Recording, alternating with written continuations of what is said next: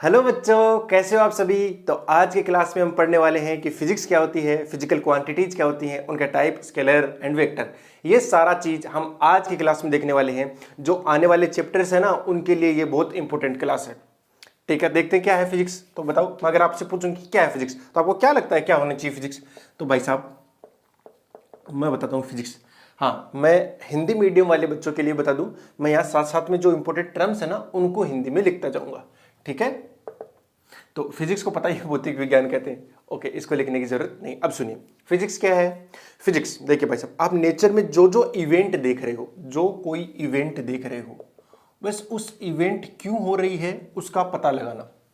ठीक है ना, उसका पता लगाने के लिए अपन क्या करते हैं, बार बार बार बार एक्सपेरिमेंट करते हैं, प्रैक्टिकल एक्सपेरिमेंट करते हैं। एक तरीके से क्या परफॉर्म करते हैं, एक्सपेरिमेंट। एक बार नहीं, दो बार नहीं, 100 बार करते हैं। और जब ये बात हमें लगभग हर कंडीशन के लिए सिद्ध हो जाती है, जो हम एक्सपेरिमेंट कर रहे हैं उससे कुछ ना कुछ क्या निकलेगा, एक मैथमेटिकल इक्वेशन निकल सकती है, कोई लो बनेगा। वो क्या बन जाएगा, आपका लो बन जाएगा। जैसे अभी थोड़े दिनों बाद में आएगा न्यूटन का लो, ऐसे आएगा ना। हाँ, तो वो लो कैसे आए हैं, क्या होगा, कोई इवेंट है वो होते हुए उन्होंने देखी।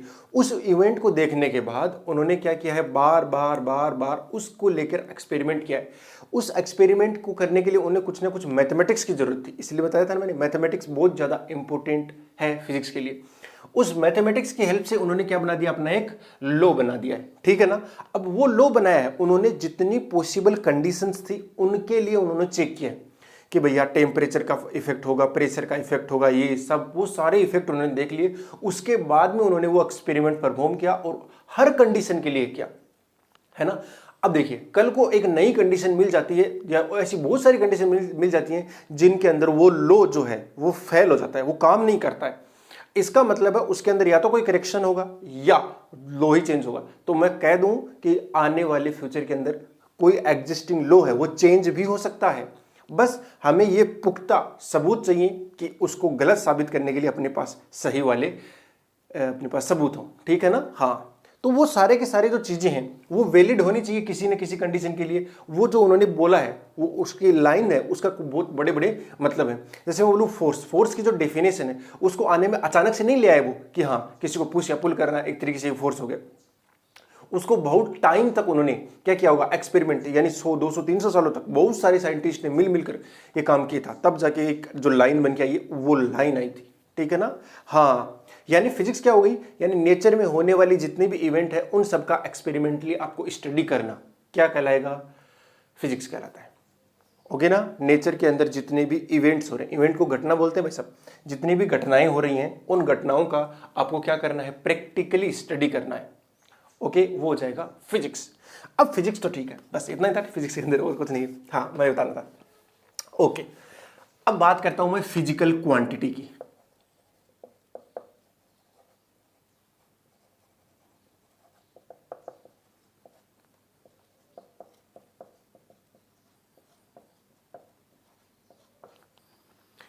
फिजिकल क्वांटिटी यानी भौतिक राशि क्या होती है भाई साहब, फिजिकल क्वांटिटीज। अभी देखो आपको थोड़ा समझ में आएगा। जैसे मैं बोलूं कि मेरा जो मास है, मास को, मेरा जो मास है वो है 80 केजी, ऐसे मान लेता हूं। मेरा मास क्या है, 80 केजी है। अब देखो इस 80 केजी के अंदर दो चीजें आई हैं, कौन कौन सी, एक तो आई है 80, एक आया है केजी। एक तो है 80, एक आया है केजी। ये जो 80 है, ये जो 80 है, इसको बोलते हैं न्यूमेरिकल वैल्यू। क्या बोलते हैं भाई साहब, इसको बोलते हैं numerical value. Okay sir, Hindi वालों के लिए भी लिख देता हूं मैं। और दूसरा सर ये 80 केजी क्या है, केजी है भाई साहब यूनिट। केजी क्या है, यूनिट। हिंदी वाले बच्चे भी इसको यूनिट ही याद रखें तो अच्छा है, इकाई याद ना रखें। मैं तो चाहता हूँ हिंदी वाले बच्चे भी ये जो टर्म्स है ना, हाँ इनको भी आप किस में याद रखो, इंग्लिश के अंदर ही याद रखो, आपको जल्दी आसानी से चीजें समझ में आने लगेंगी। ठीक है ना। हाँ, हिंदी इंग्लिश दोनों याद रखो, सबसे अच्छा रहेगा। ठीक है भाई साहब, ये न्यूमेरिकल वैल्यू होगी। हाँ, न्यूमेरिकल वैल्यू हर चीज के लिए होगी। ये क्या है, केजी। केजी क्या है भाई साहब, इसकी यूनिट हो गई। तो कुल मिलाकर ये एक फिजिकल क्वांटिटी क्या थी, मास। तो मास को हमने रिप्रेजेंट किया दो चीजों से, किस किस से, एक तो न्यूमेरिकल वैल्यू से, एक यूनिट से। इस तरीके से अपन किसी भी फिजिकल क्वांटिटी को लिख सकते हैं ना। यस सर, लिख सकते हैं। जैसे मैं बोलूं, आपने लिखा सर 800 मीटर, ये किसकी है भाई साहब, ये समझ आ रहा है ना, फिजिकल क्वांटिटी है सर। इस 800 अकेले से हमें पता नहीं चलेगा, इस 800 या 80 से, इनसे अकेले से पता नहीं लगता। जब तक यूनिट नहीं आती तब तक हमें पता ही नहीं रहता वो किसको रिप्रेजेंट कर रहा है। जैसे मान लीजिए मैंने यहाँ केजी लगाया, तब तो ये किसको रिप्रेजेंट कर रहा है, मास को। लेकिन जैसे ही मैंने मीटर लगा दिया तो ये किसको रिप्रेजेंट कर रहा है, फिर लेंथ को रिप्रेजेंट कर रहा है। किसको कर रहा है, लेंथ को। ठीक है सर। और सर अगर कुछ और लगा देते तो, जैसे मैं लगाता 800 सेकंड, तो ये किसको रिप्रेजेंट करता भाई साहब, फिर टाइम को रिप्रेजेंट कर रहा है। मतलब सर ये बहुत ज्यादा इंपॉर्टेंट हो गया, ये बहुत ज्यादा इंपॉर्टेंट है। ये वाली तो चीज लिखी है ना ये और इसको क्या बोलते हैं, इसको बोलते हैं यूनिट। तो यूनिट बहुत ही ज्यादा इंपॉर्टेंट है आपके इस वाले फिजिकल क्वांटिटी के अंदर। दो चीजें होंगी फिजिकल क्वांटिटी में, एक तो होगा न्यूमेरिकल वैल्यू, दूसरी होगी उसकी यूनिट। दोनों बहुत ज्यादा इंपॉर्टेंट हैं।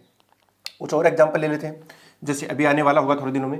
जैसे मैं बोलूँ भाई साहब कि आपकी जो कार है, वो कार जा रही है 87 किलोमीटर पर आवर। इसको मैं ऐसे लिख दूं, कुछ बच्चे ऐसे भी लिखते हैं किलोमीटर पर आवर, किलोमीटर प्रति घंटा, है ना। हाँ, तो यानी इसका मतलब हुआ कि ये जैसे ही लिखा 87, तो ये न्यूमेरिकल वैल्यू है ना। अब ये आगे हमें बताएगा कि किसको रिप्रेजेंट कर रही है। ये देख रहा है किलोमीटर पर आवर, ये किसके भाई साहब, स्पीड की। ये किसकी यूनिट है, स्पीड की। स्पीड को चाल बोलते हैं भाई साहब। यानी मुझे पता लग गया ये स्पीड की यूनिट है, और स्पीड की यूनिट है मतलब 87 किलोमीटर चलता है 1 घंटे में। अच्छा, इसका मतलब ये है क्या, हाँ ओके सर, ये समझ आ रहा है। मतलब इसका बहुत बड़ा रोल है, ये जो आगे लिखा जाएगा इसका बड़ा रोल होगा कि नहीं होगा। ये अगर मैं दूसरा बात करूं, जैसे ऐसे लिख दूंगा मैं 87 मीटर पर सेकंड, तो ये भी क्या है, मीटर पर सेकंड। हाँ, ये यूनिट का दूसरी यूनिट है। ये कौन सी थी, ये किलोमीटर थी और ये आर था। यानी जो अपनी लेंथ थी, उस लेंथ को हमने किस में लिया है, इसको किलोमीटर में लिया है। यहां किस में लिया है, मीटर में। यहां किस में लिया है, टाइम को आर में लिया, और यहां पे किस में लिया है, सेकंड में लिया। तो यानी अपन कन्वर्ट भी कर सकते हैं, यूनिट कन्वर्ट की जा सकती है ना। वो अपन किसी और क्लास में देखेंगे, यानी जो सिलेबस के अंदर पार्ट है ना उसको देखेंगे। हाँ, ज्यादातर यही आपको किलोमीटर पर आवर को मीटर पर सेकंड में कन्वर्ट करना आना चाहिए, यही है। लेकिन अभी अब ज्यादा बात करेंगे भी नहीं अपन, है ना। हाँ, तो देखो फिजिकल क्वांटिटी समझ आ रही है ना। दो चीजें चाहिए होंगी उसके लिए, एक तो होगा न्यूमेरिकल वैल्यू और एक होगा यूनिट। अब भाई साहब यूनिट अपन कितनी ध्यान में रखेंगे सर, ये बता दो। तो भाई साहब सीधा सीधा है कि 7 यूनिट तो ऐसी हैं जिनको याद रखना ही रखना है। 7 यूनिट तो वो सी हैं जिनको याद रखना ही चाहिए। उनको बोलते हैं फंडामेंटल यूनिट्स। उनको क्या बोलते हैं, फंडामेंटल यूनिट्स।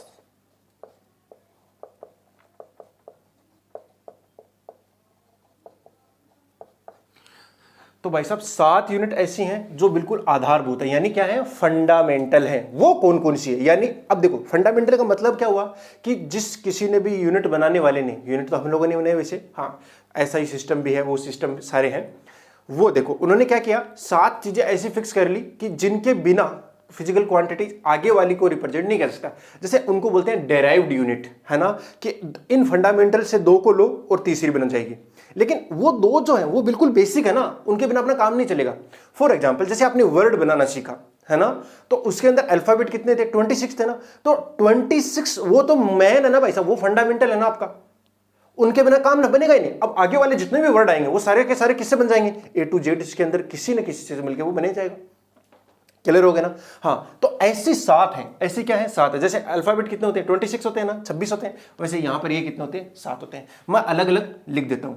जैसे पहला है मास, ठीक है ना, दूसरा है लेंथ, तीसरा है आपका टाइम। ये तो बहुत ज्यादा बेसिक हो गए, मतलब इनके बिना तो बिल्कुल भी काम नहीं चलेगा। उसके अलावा है टेम्परेचर,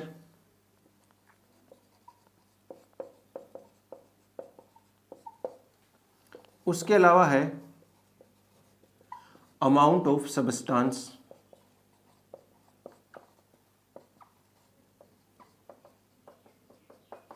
ठीक है। कितनी होगी, 1 2 3 4 5।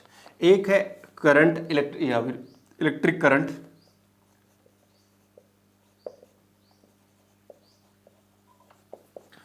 जिसको बोलते हैं विद्युत धारा। उसके अलावा कितने हो गए, 6 हुए ना, 3 3 6, एक और रह गई, वो है इंटेंसिटी।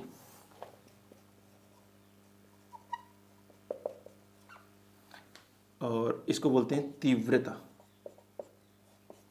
अब देखो इनकी यूनिट क्या होगी भाई साहब, ये तो मास है। जब भी आपको मास रिप्रेजेंट करना रहेगा तो उसे किस में लिखोगे आप, केजी में लिखोगे। ऑलवेज किस में लिखोगे, केजी में। देखो कुछ लोग बोलेंगे सर हम तो ग्राम में भी लिख देते हैं, कई बार पाउंड में भी लिख देते हैं, कई बार टन में भी लिख देते हैं, कई बार क्विंटल में भी लिख देते हैं।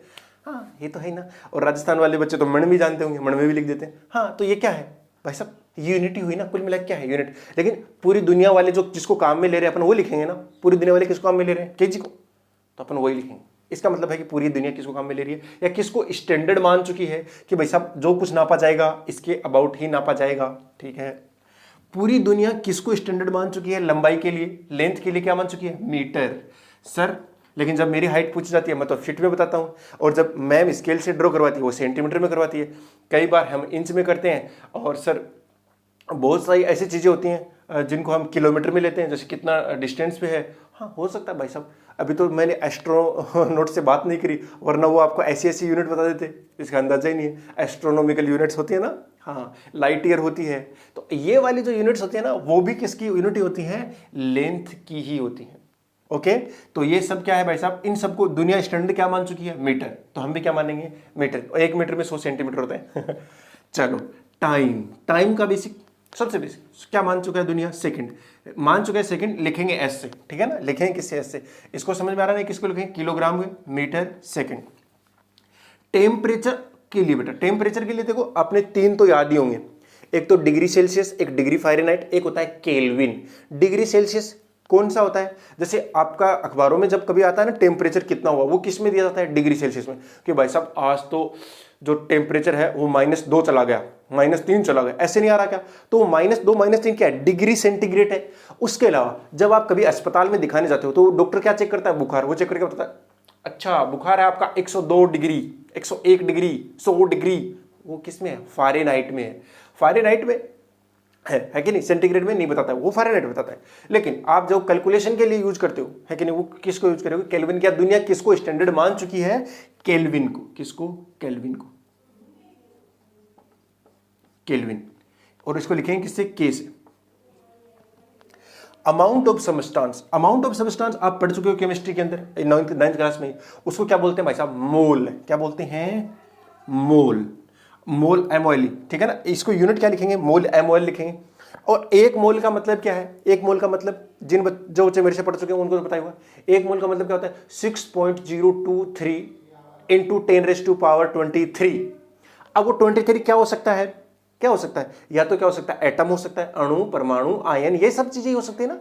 हाँ तो वो चीजें क्या हो गई, अमाउंट ऑफ सबस्टांस में आ गई, कि कितना अमाउंट है। मैं बोलूं 1 मोल स्टूडेंट, इसका मतलब होगा 6.02 इंटू 10⁻23, जिसको एवोगैड्रो नंबर बोलते हैं। एवोगैड्रो बोलते हैं ना, हाँ वो एवोगैड्रो नंबर ही होगा एक तरीके से, NA भी लिखते हैं उसको। करंट इलेक्ट्रिसिटी भाई साहब ये भी बिल्कुल क्या मान ली गई है, फंडामेंटल मान ली गई है। और इसका होता है एम्पियर, आप 10th क्लास में पढ़ोगे वैसे। ये क्या है, एम्पियर, ए से लिखते हैं इसको।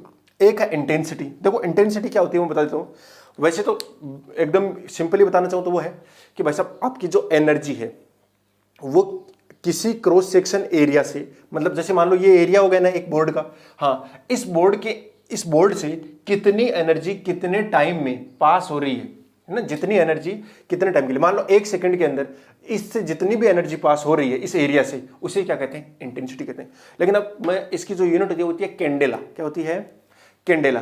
देखो रात को क्या होता है, चांद चमकता है कि नहीं, तो उसकी कुछ ना कुछ क्या हो रही है, एनर्जी आ रही है कि नहीं, तभी तो अपना क्या होता है, रोशनी हो जाती है। लेकिन अगर रोशनी हो रही है इसका मतलब उसकी क्या पहुंच रही है, इंटेंसिटी पहुंच रही है। तो उसको किससे रिप्रेजेंट करेंगे अपन, कैंडेला से करेंगे। सन की भी पहुंच ही रही है, सन की भी पहुंच रही है ना, उससे भी क्या रिप्रेजेंट करेंगे, किससे करेंगे, कैंडेला से। और कैंडेला को किससे लिखते हैं, CD से। ठीक है, ये एम्पियर हो गया, ये हो गया सेकंड। तो ये सारे की सारी क्या है, 7, यानी इनके बिना आपका काम नहीं चलेगा। ठीक है, और एक चीज और भी है जो इन 7 से अलावा है, वैसे उनको माना नहीं गया, वो है कि एंगल जब मेजर करते हैं, एंगल मेजर करते हो तो आप लोग तो डिग्री मानते हो, लेकिन अभी डिग्री नहीं है, उसको अब क्या लिखेंगे, रेडियन लिखेंगे 11th क्लास से। वो अभी ऊपर की बात होगी तो उसके लिए मैं चर्चा नहीं करता हूं, लेकिन आप समझिए कि एंगल को मेजर करने के लिए भी एक है फंडामेंटल। ओके सर, ये समझ आ रही। तो मतलब ये क्या होगी, 7 अपनी फंडामेंटल यूनिट्स हो गई हैं, उनको याद रखें। कौन कौन सी हो गई है, मास, मास का क्या होगा, किलोग्राम। दूसरा टाइम, टाइम का क्या होगा, सेकंड। तीसरा क्या है, लेंथ, लेंथ का क्या होगा, मीटर। फिर क्या है टेम्परेचर, तो उसका क्या हो गई kelvin. Amount of substance mole, current electricity या इलेक्ट्रिक करंट क्या होगी एम्पियर, और इंटेंसिटी, तो इंटेंसिटी क्या हो जाएगी कैंडेला। तो ये बिल्कुल क्या है 7 अपनी बहुत ज्यादा काम में आने वाली है यूनिट्स, ठीक है ना। इन यूनिट्स के बिना अपन काम ही नहीं करेंगे, कुछ भी काम नहीं करने वाले हैं। चाहे मुझे एक्सेलरेशन लिखना हो यानी त्वरण लिखना हो, चाहे मुझे वेलोसिटी लिखनी हो यानी वेग लिखना हो, चाहे स्पीड लिखना हो, चाहे डिस्टेंस लिखना हो, चाहे डिस्प्लेसमेंट लिखना हो, कुछ भी लिखना हो, मैं क्या लिखूंगा हर बार यूनिट तो लिखूंगा ही लिखूंगा। लेकिन सर इनमें तो नहीं आया वो चीज। देखो इसके अंदर डिस्टेंस और डिस्प्लेसमेंट आ चुका है वो फंडामेंटल, तो उसकी यूनिट क्या होगी मीटर ही होगी। जैसे आपका घर यहां से 100 मीटर दूर है तो इसका मतलब डिस्प्लेसमेंट कितना हो गया 100 मीटर यहां से घर के लिए, तो वो 100 मीटर हो गया। इस तरीके से मीटर आ रहा ना, तो मीटर का मतलब भी क्या हो गया लेंथ, तो वो लेंथ ही क्या हो गया। हर बार क्या मेजर करेंगे अपन, जब जब लेंथ मेजर करेंगे तो यानी डिस्टेंस और डिस्प्लेसमेंट ही कैलकुलेट कर रहे होंगे। लेकिन अगर मैं इस लेंथ में टाइम का डिवाइड कर दूं तो वो क्या बन जाएगी स्पीड बन जाएगी। देखना मीटर पर सेकंड बन रहा है ना, यानी इन सब से ही बनने वाली हैं, इन सब का मैं यूज करता रहूंगा। और आपके लिए ये अभी इतना ज्यादा काम का नहीं है, इतना ज्यादा काम का नहीं है, ठीक है ना, इतना ज्यादा काम, लेकिन काम का तो है। ये बहुत ज्यादा काम का भाई साहब, इसको तो आप अभी बहुत ही ज्यादा अच्छे से ध्यान में रखेंगे, रख लेना भाई साहब, ठीक है सर रख लेंगे। हाँ तो क्या हो गया, 3 चीजें याद रखोगे, मास का क्या होता है किलोग्राम, लेंथ के क्या होता है मीटर, और टाइम के क्या होती है सेकंड। ये है फंडामेंटल। अब इनसे मिला मिला के नई नई यूनिट अपन बनाते रहेंगे टाइम के साथ साथ, ठीक है ना। लेकिन ये 7 में से 3 बहुत इंपॉर्टेंट है जिनको ध्यान में रखना बहुत ज्यादा जरूरी है। ओके ओके सर ओके, देखो ये ध्यान में रहेगी ना, मैं कभी भी आपको गलती नहीं करने दूंगा फिर। ओके अब इसका मतलब एक बात तो तय होगी, जब जब मुझे यूनिट यानी फिजिकल क्वांटिटी लिखनी होगी तो उसके लिए 2 चीजों की जरूरत तो पड़ने वाली है, एक तो न्यूमेरिकल वैल्यू और एक यूनिट। दोनों ही लिखना भैया, जब भी क्वेश्चन कर रहे हो फिजिक्स के अंदर ये दोनों होना बहुत ज्यादा जरूरी है। अगर दोनों नहीं लिख रहे हो तो गड़बड़ है। हाँ ऐसा हो सकता है कि कोई फिजिकल क्वांटिटी है उसकी यूनिट ही नहीं है, यूनिट लेस क्वांटिटी है, तब तो कहां से लिखोगे, ठीक है ना। हाँ तब की बात अलग हो गई। चलो चलो चलो चलो चलो चलो चलो, तो अब अगली जो चीज है बेटा वो है कि जो फिजिकल क्वांटिटी है ना ये भी 2 टाइप की होती है। अच्छा सर मतलब फिजिकल क्वांटिटी को रिप्रेजेंट करने के लिए 2 चीज चाहिए, फिजिकल क्वांटिटी को रिप्रेजेंट करने के लिए 2 चीज चाहिए। अब ये आगे फिर से 2 टाइप की होती है। हाँ यानी ये जो आपकी फिजिकल क्वांटिटी है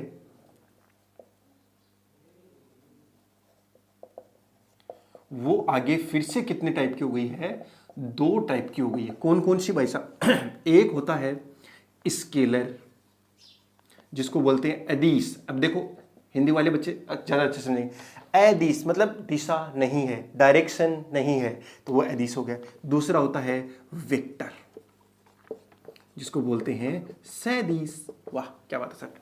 तो ध्यान से देखो स्केलर क्वांटिटी क्या होगी भाई साहब, तो फिजिकल क्वांटिटी है उसको 2 टाइप से रिप्रेजेंट कर सकते हैं। दो चीजें चाहिए रिप्रेजेंट करने के लिए फिजिकल क्वांटिटी को। कौन कौन सी चीजें चाहिए, एक तो चाहिए मुझे न्यूमेरिकल वैल्यू जिसको आंकिक मान बोलते हैं, प्लस में यूनिट चाहिए।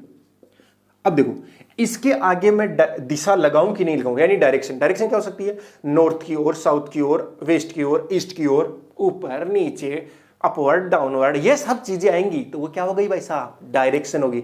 अब मुझे डायरेक्शन लगानी है कि नहीं लगानी है, ये अब खेल पड़ेगा कि वो फिजिकल क्वांटिटी वो किसके अंदर आ रही है। अगर स्केलर के अंदर आ गई तब तो मुझे जरूरत ही नहीं है, लेकिन अगर वो वेक्टर के अंदर आती है तो मैं पक्की बात है क्या लगाऊंगा, डायरेक्शन लगाऊंगा, दिशा लगाऊंगा।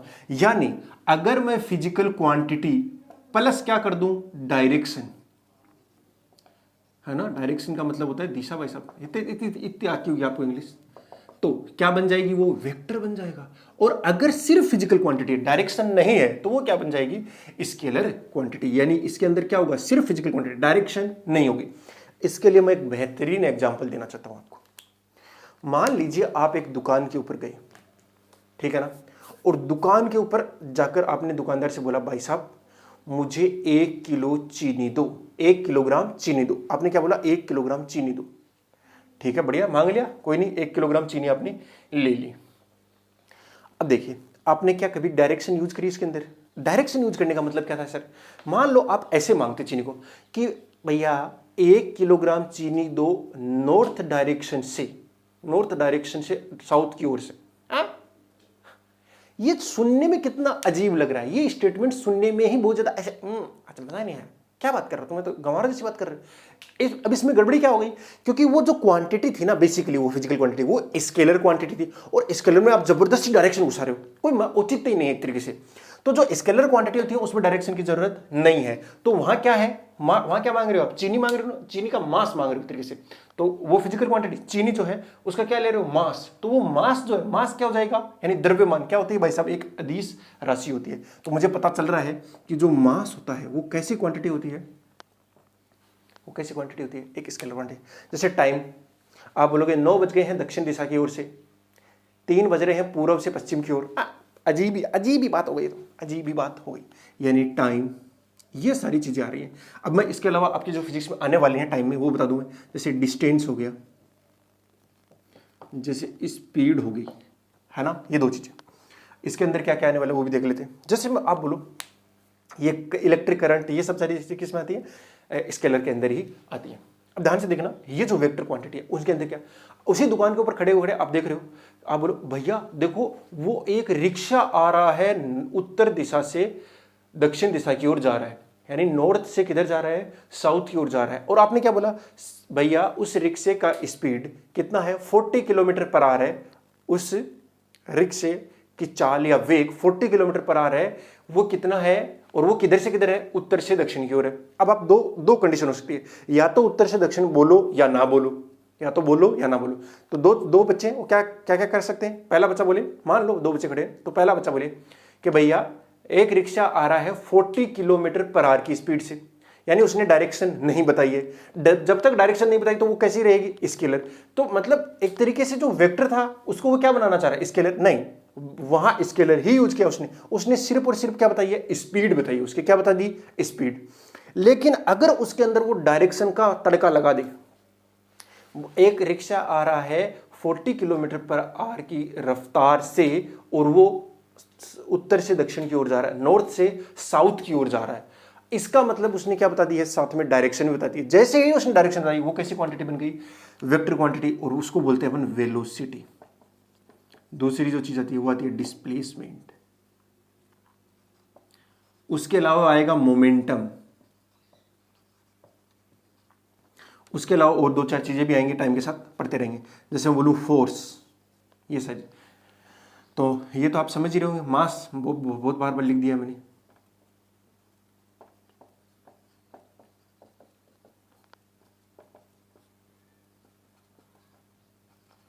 विस्थापन, संवेग, और ये क्या हो गया, बल। उसके अलावा एक्सेलरेशन,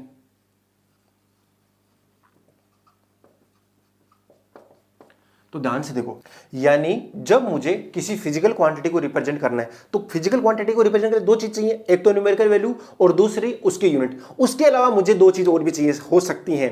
एक तो क्या हो सकती है, डायरेक्शन, या डायरेक्शन हो सकती है, मतलब या तो डायरेक्शन है या नहीं है। तो उनमें क्या हो गया, 2 टाइप हो गए। वो क्या हो सकता है, स्केलर हो सकती है या वेक्टर हो सकती है। स्केलर के अंदर डायरेक्शन की जरूरत नहीं है, लेकिन वेक्टर के अंदर मुझे डायरेक्शन की जरूरत पड़ने वाली है।